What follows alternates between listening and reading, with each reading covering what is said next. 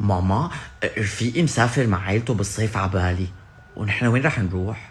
ايه حبيبي، وانا عبالي اروح عبالي. اخر سفرة اخذني ابوك بشهر العسل كانت على تدمر، اعاشر مملكة ابلا وماري وانقب عن الاشوريين واحتسي القهوة مع زنوبيا. اول سفرة واخر سفرة، ومن وقتها بهالبيت عم احط سفرة وشيل سفرة واعلف فيكن وفيه. عبالي ما عبالي لك، بحمل حالي بشنتايتي وبسافر وقبلاني بميو من البالي. اصلا القالب غالب، مو ضروري من عند هاد يا غالب. لك هات صحن الفواكه الاستوائية على شط الرمل، حلم حياتي.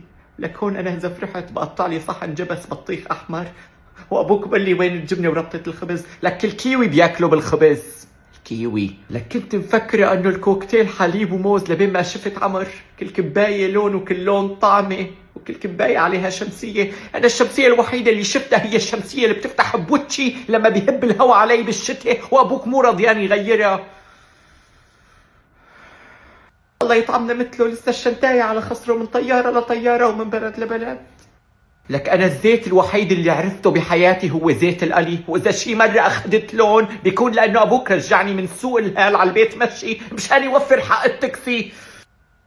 فلا بقى تقلي عبالي، أحسن ما أهج وأترككن دون أن أبالي.